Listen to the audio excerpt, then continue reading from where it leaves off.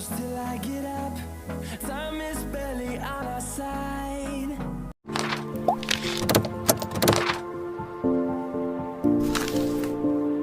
নমস্কার বন্ধুরা, আপনারা সবাই কেমন আছেন? আশা করি ভালো আছেন। আমি সন্ধ্যা সুষমা ফুডে আপনাদের সবাইকে স্বাগত জানাই।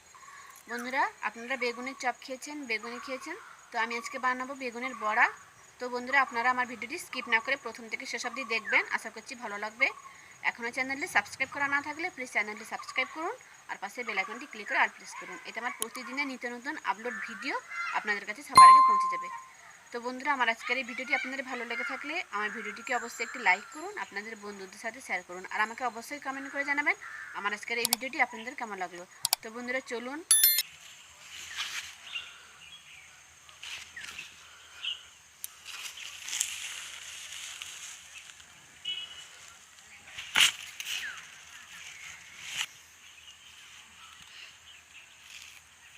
তো বন্ধুরা, আমি রান্নার কাছে চলে এসেছি। তো এবার আমি বেগুনটাকে ছুরি দিয়ে অল্প অল্প করে একটু কেটে নেব।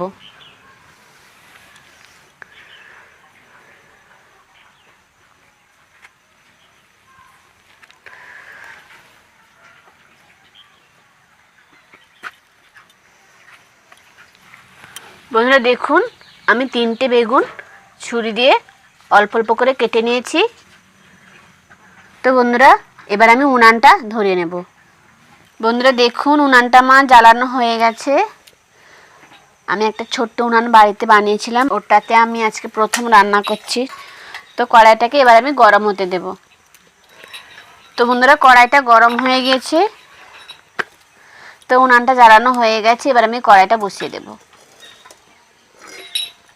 এবার আমি সামান্য সাদা তেল এতে দিয়ে দেব আর কেটে রাখা বেগুনগুলো ভালো করে পরিষ্কার করে ধুয়ে রেখেছি, এগুলো এবার কড়াইতে দিয়ে দেব।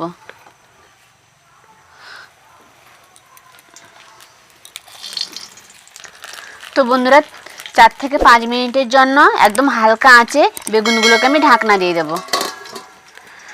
আমি মাঝখানে একবার ঢাকনা খুলে বেগুনগুলো দেখে নেব যে কতটা সেদ্ধ হয়েছে। তো বেগুনটাকে আমি ভাপিয়ে নেব। তো বন্ধুরা, মাঝখানে আমি একবার ঢাকনাটা খুলে নেব আর বেগুনগুলো নাড়াচাড়া করে নেব।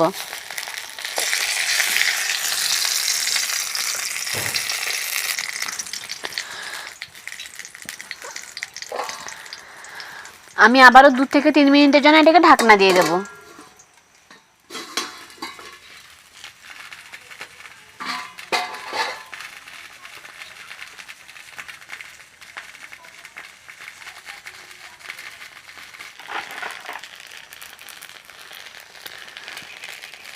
তো বন্ধুরা, বেগুনটা এবার কিন্তু সেদ্ধ হয়ে গেছে।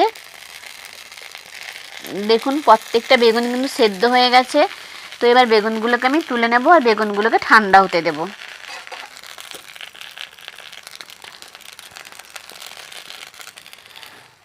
তো বন্ধুরা, বেগুনের বড়াটা বানানোর জন্য আমি নিয়েছি 1/2 কাপ বেসন, 1/2 কাপ চালের গুঁড়ো, 2টো বড় বড় সাইজের পেঁয়াজ কুচি করে নিয়েছি লবণ, নিয়েছি লঙ্কার গুঁড়ো, নিয়েছি সাদা তেল। আমি এখানে 3টে কাঁচা লঙ্কা নিয়েছি, কিছু রসুন কোয়া ছাড়িয়ে নিয়েছি আর অল্প আদা কুচি করে নিয়েছি।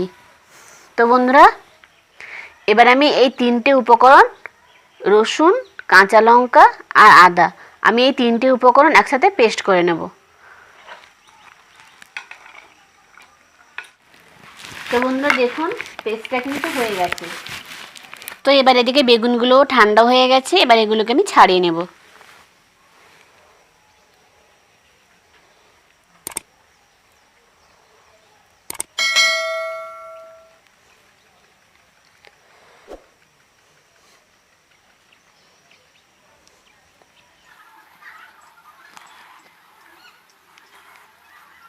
তো বন্ধুরা, বেগুনগুলো কিন্তু আমার সব ছাড়ানো হয়ে গেছে। এবার এগুলোকে আমি হাত দিয়ে মেখে নেব।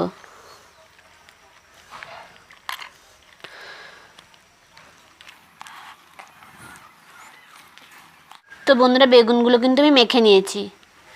এবার আমি আস্তে আস্তে উপকরণগুলোর মধ্যে দিয়ে দেব।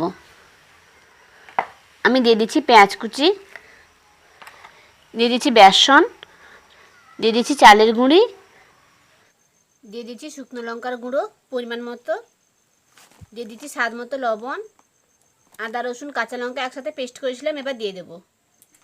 সব উপকরণ আমি ভালো করে মাখিয়ে নেব।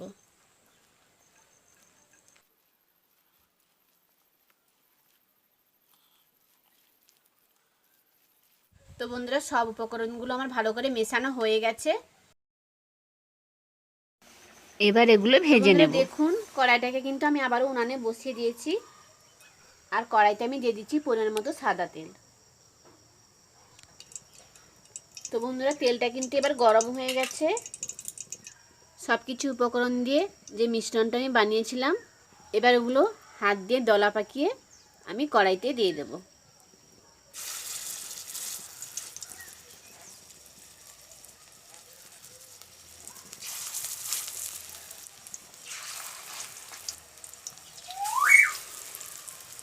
তো পুরো মিশ্রণটা কিন্তু আমি দলা পাকিয়ে কড়াইতে দিয়ে দিয়েছি। এবার এগুলোকে আমি টাইম দিয়ে ভেজে নেব। তো এবার আমি বড়াগুলোকে উল্টে দেব। প্রত্যেকটা বড়া কিন্তু আমি এভাবে উল্টে দেবো আর খুন্তি দিয়ে চেপে দেব।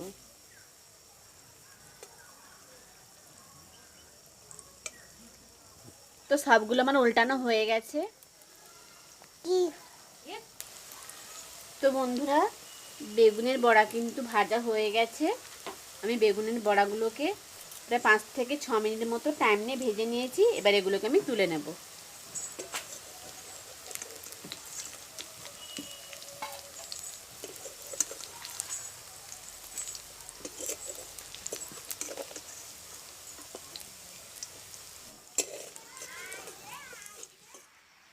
তো বন্ধুরা দেখুন মুচমুচে বেগুনের বড়াটা কিন্তু আমার হয়ে গেছে। বেগুনের বড়াটা খেতে খুব টেস্টি আর সুস্বাদু হয়। তো তাই জন্য আমি আজকে এই রেসিপিটা আপনাদের সাথে শেয়ার করলাম। তো বন্ধুরা আপনারা নিশ্চয়ই আমার ভিডিওটি প্রথম থেকে শেষ অবধি দেখেছেন। আমার আজকের এই ভিডিওটি যদি আপনাদের ভালো লেগে থাকে তাহলে লাইক শেয়ার কমেন্টের মাধ্যমে জানাবেন। আর আমার এরকম নতুন নতুন ভিডিওর আপডেট পেতে আমার চ্যানেলটি সাবস্ক্রাইব করবেন। তো বন্ধুরা আজ এতটুকুই, ফিরে আসবো এরকম কোনো নতুন ভিডিও নিয়ে। তো ততক্ষণ ভালো থাকুন, সুস্থ থাকুন, নমস্কার।